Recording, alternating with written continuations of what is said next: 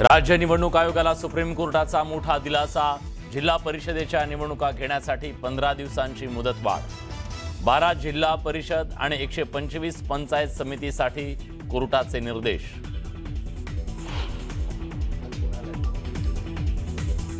मराठा मोर्चाचा ठाकरे बंधूंना पाठिंबा जाहीर। मुंबईत मराठा बांधव ठाकरे बंधूंना मतदान करण्यासाठी करणार आवाहन। मनपा निवडणुकांसाठी मराठा मोर्चाची भूमिका समोर।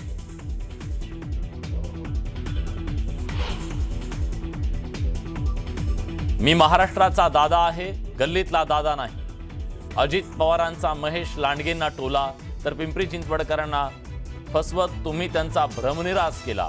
लांडगेंचाही अजित पवार यांच्यावर निशाणा।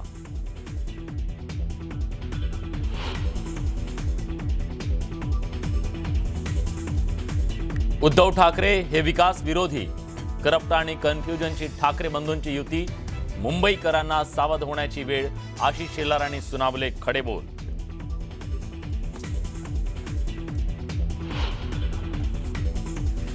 अंबरनाथ उपनगराध्यक्ष निवड प्रक्रियेत मोठा गोंधळ। उपनगराध्यक्ष पदाचे उमेदवार सदाशिव पाटलांच्या विरोधात अश्लील भाषेत घोषणाबाजी। महिलेने दाखवली चप्पल।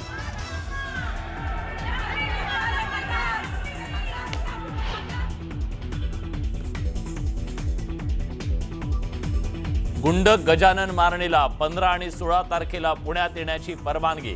मुंबई उच्च न्यायालयाकडून मारणेला मिळाली परवानगी।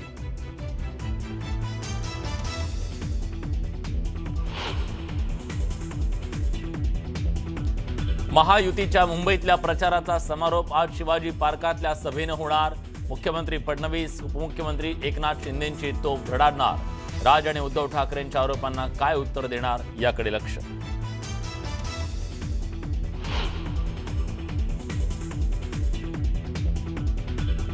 ठाण्यात एकनाथ शिंदेंच्या बालेकिल्ल्यात आज ठाकरे बंधूंची तोफ धडाडणार। सभेतून ठाकरे बंधू एकनाथ शिंदेंवर काय बोलणार याकडे लक्ष।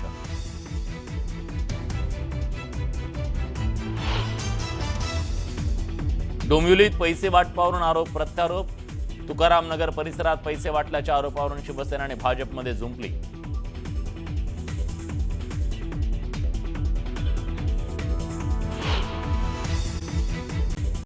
नमस्कार, मी प्रियंका लाठी। आपण पाहताय न्यूज 18 मराठी, आवाज महाराष्ट्राचा। बातमीपत्राच्या सुरुवातीलाच महत्त्वाची बातमी। जिल्हा परिषद निवडणुकांना सुप्रीम कोर्टाने मुदतवाढ दिली आहे। सुप्रीम कोर्टाकडून 15 दिवसांची मुदतवाढ देण्यात आली आहे। तर 15 फेब्रुवारीपर्यंत झेडपी निवडणुका घेण्याचे आदेश कोर्टाने राज्य निवडणूक आयोगाला दिलेले आहेत। ही मोठी बातमी आपण बघतोय। जिल्हा परिषद निवडणुकांना सुप्रीम कोर्टाने मुदतवाढ दिलेली आहे। 15 दिवसांची ही मुदतवाढ देण्यात आली आहे। तर 15 फेब्रुवारीपर्यंत झेडपी निवडणुका घेण्याचे आदेश देण्यात आले। थेट जाऊयात आपले प्रतिनिधी प्रशांत लीला रामदास यांच्याकडे।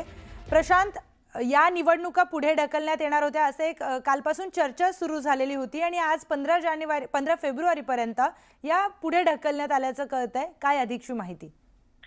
महाराष्ट्रातील 12 जिल्हा परिषद आणि 125 पंचायत समितीच्या संदर्भात आज कोर्टाने मोठे निर्देश दिलेले आहे। आगामी 15 फेब्रुवारी 2026 पर्यंत संपूर्ण निवडणुका पूर्ण करण्याचे आदेश दिलेले आहेत। त्यांनी म्हटलं होतं आपल्या यापूर्वी सुप्रीम कोर्टाने स्पष्ट केलं होतं ते 31 जानेवारीपर्यंत संपूर्ण निवडणुका आठवा। त्यामध्ये महानगरपालिका असो, जिल्हा परिषद असो, पंचायत समिती असो, नगर परिषद। सध्या घडीला जर बघितलं नगर परिषद आणि महानगरपालिकेच्या निवडणुका आता सध्या नगर परिषद संपलेल्या आहेत आणि महानगरपालिकेची प्रक्रिया सध्या सुरू आहे आणि येत्या 15 तारखेला मतदान होणार आहे। पण जिल्हा परिषद आणि पंचायत समितीच्या निवडणुकाच्या तारखा घोषित व्हायच्या होत्या। त्या संदर्भात राज्य निवडणूक आयोगाने सुप्रीम कोर्टात याचिका दाखल केली। त्यांनी त्यात विनंती केली की आम्हाला या काळामध्ये जर बघितलं तर आम्हाला निवडणुका पूर्ण करणं शक्य होणार नाही।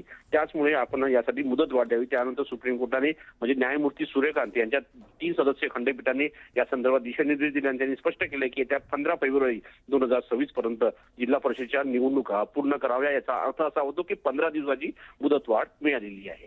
प्रियंका, निश्चितच प्रशांत, धन्यवाद दिलेल्या सविस्तर माहितीसाठी। अमरावती महानगरपालिकेच्या निवडणुकीमध्ये प्रहार संघटनेचे अध्यक्ष बच्चू कडू प्रचाराला उतरलेत। सूतगिरणी परिसरामध्ये त्यांनी प्रचार सभा घेतली। आमदार रवी राणा यांच्यावर टीका केली। आपलं ठेवायचं झाकून आणि दुसऱ्याचं पाहायचं वाकून ही मानसिकता खूप वाईट आहे असं कडू म्हणाले। या ठिकाणी 2 सूतगिरण्या आहेत, त्या बंद पडलेल्या आहेत। एखादी लक्षवेधी किंवा मुख्यमंत्र्यांना पत्र रवी राणा यांनी दिलं नाही अशी टीका बच्चू कडूंनी केली. किराणा वाटून जमतं मग हे कशाला चालू करायचं अशी राणांची मानसिकता आहे असा टोला कडूंनी लगावला. राणांचा किराणा बेईमानी असून जेवढं आहे तेवढं लुटा असा सल्ला त्यांनी मतदारांना दिला. म्हणजे आपलं ठेवायचं झाकून आणि दुसऱ्याचं पाहायचं वाकून, ही जी मानसिकता आहे ही फार वाईट आहे. आता 2 सूतगिरण्या केवढी मोठी जागा, काय कधी एखादा लक्षवेधी, काय कधी तुम्ही एखाद्यावर मुख्यमंत्र्याला पत्र दिलं, काहीच नाही. त्यांना माहित आहे किराणा जमत असत तर मग बाकीचा करायची गरज तरी काय. किराणा घ्यायला प्रीतीताई म्हणे किराणा घेऊ नका, मी म्हणतो एवढा घ्या का इतका घ्या का इथून दुसऱ्याला तुम्ही वाटा, एवढा घ्या. पण पैसे काही किराणा काही इमानदारीतून आलेला आहे का? बेमानीच्या पैशातून आलेला किराणा, त्याच्यासोबत बेमानी करायला काही हरकत नाही. आमची तुम्हाला सवलत आहे, जितना लुटना है उतना लुटलं झाले. भाजप नेते आणि मंत्री आकाश फुंडकर यांनी भाजप समर्थित उमेदवार ॲडव्होकेट अपर्णा ठाकरे यांच्या प्रचारार्थ सभा घेतली. आता नो राणा नो पाणा, फक्त कमळ कपाट आणि निवडून आणा असं आवाहन यावेळी फुंडकरांनी केलंय. भाजप युवा स्वाभिमानची युती तुटल्यामुळे त्यांनी हे विधान केलं. भाजपची युवा स्वाभिमानसोबत युती तुटल्यानंतर आता भाजपनं अपक्ष उमेदवारांना समर्थन दिलेलं आहे. त्या उमेदवारांना निवडून आणण्याकरता भाजपचे नेते सभा घेत आहेत. भाजपनं ज्या 6 जागा युवा स्वाभिमान पक्षाला दिल्या होत्या त्या ठिकाणी अपक्ष उमेदवारांना समर्थन देण्यात आलंय. नो राणा नो पाना, फक्त कमळ कपाट आणि सफरचंद निवडून आणा.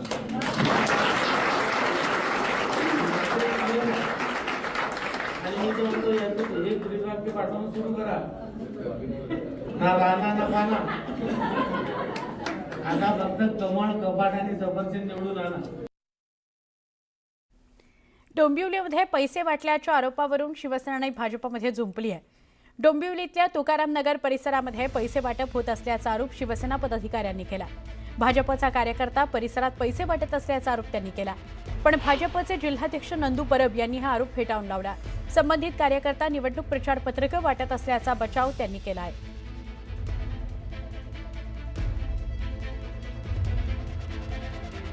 आता ह्यांच्याकडे सांगायला काही काम नाही म्हणून हे सगळीकडे पैसे वाटप करतायत. आता सगळे पैसे पकडले. एका मताला 3000 रुपये प्लस महिलांसाठी वेगळं पॅकेज प्लस त्यांना कुपन दिलेत. आज पण सकाळी होतं इथे कुठे भानुशाली हॉल, तिथे यांचे उमेदवार घेऊन जाऊन आले. आता कुपन घेतलेत. आता कुपनच्या माध्यमातून पैसे जाणार आहेत. त्या पक्षाचे उमेदवारांचे पॅम्पलेट वाटत होते आणि त्यांना तिथे शिवसेनेच्या उमेदवारांनी पकडलं. त्यांना त्याच्या खिशामध्ये पैशाची पॉकेट टाकली आणि त्यांना पकडून दाखवलेलं आहे असा आमचा त्यांच्यावर आरोप आहे. कारण पॅम्पलेट वाटणं हे उमेदवाराचं काही चुकीचं नाही. प्रत्येक घराघरात पॅम्पलेट वाटतायत, दिसते आम्हाला सगळं. आणि त्यांनी तर पकडलं म्हणून आम्ही तिथे आलो. त्यांना विचारलं की त्यांना आमच्याकडे पैसे सापडले. आता कोर्ट सिद्ध करेल, काय सिद्ध करेल बाबा पैसे वाटत होते काय करत होते. तर मतदानाचा दिवस जसा जसा जवळ येतोय तसतसं उमेदवारांनी खासगी गाठीभेटींवर भर दिलाय. पुण्यामध्ये भाजपचे उमेदवार गणेश बिडकर यांनी सुद्धा हाच मार्ग अवलंबलाय. सोमवारी पेठेतील जैन मंदिरामध्ये जाऊन जैन बांधवांसोबत नाश्ता करत त्यांनी संवाद साधलाय. निश्चितपणे हा जो माझा भाग आहे या भागात संमिश्र भाग आहे. म्हणजे जर का तुम्ही पदमजी गेटपासून कसबा गणपतीपर्यंत बघताल तर संपूर्ण कल्चर भारत देश तुम्हाला दिसेल. आणि आज जे आम्ही इथं पेढीवर बसलो या जैन समाजाच्या मंदिराच्या, ही पेढी म्हणजे इथलं सगळं कामकाज बघतं. त्यामुळे या पेढीवर आलो आहे आणि निश्चितपणे माझे आणि माझ्याबरोबरचे सगळे उमेदवार निवडून द्यावे असं आवाहन मी सर्व जैन समाजाला या ठिकाणी केलं आहे. उपमुख्यमंत्री एकनाथ शिंदे यांनी वनमंत्री गणेश नाईक यांनी पुन्हा एकदा आव्हान दिलंय. खासदार श्रीकांत शिंदे यांच्या वक्तव्याचा समाचार घेताना गणेश नाईकांनी उत्तर दिलंय की माझं वय झालंय असा आरोप केला जातोय.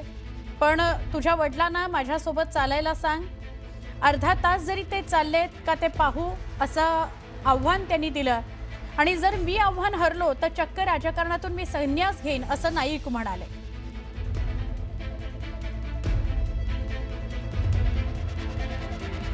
हे जरा वरिष्ठांनी याच्यावरती लक्ष देऊन याच्यावरती विचार करणं गरजेचं आहे की कशा प्रकारे जे आहे महायुतीमध्ये या सगळ्या गोष्टी ज्या आहेत त्या होत असतात आणि लोकांमध्ये मेसेज जो आहे हा चुकीचा जातो. शिंदेसाहेबांना त्यांच्यावरती टीका करणं आणि अपेक्षित करणं, शिंदेसाहेब काहीतरी बोलते, शिंदेसाहेबांनी अजूनपर्यंत विरोधकांवरती टीका केली नाही आणि काही लोकांचं जे आहे थोडंसं वयाच्या हिशोबाने प्रॉब्लेम होत असतो. तर मला वाटतं टीका टिप्पणी करून डिस्टर्ब करणं शिंदेसाहेबांना हे कोणालाच जमलं नाही, तर तुम्हाला पण जमणार नाही. त्या उपमुख्यमंत्र्याला माझं म्हणणं आहे की तू गणेश नाईकला हलक्यात घेतलास. तुझा पोरगा बोलतो वय झालंय. अरे गणेश नाईक काल दिघ्यामध्ये 12 किलोमीटर चालला नॉनस्टॉप. 3 दिवसापूर्वी कोपर केलेला 10.5 किलोमीटर चालला. पण तुझ्या बापाला नॉनस्टॉप गणेश नाईकच्या बरोबर चालायला सांग.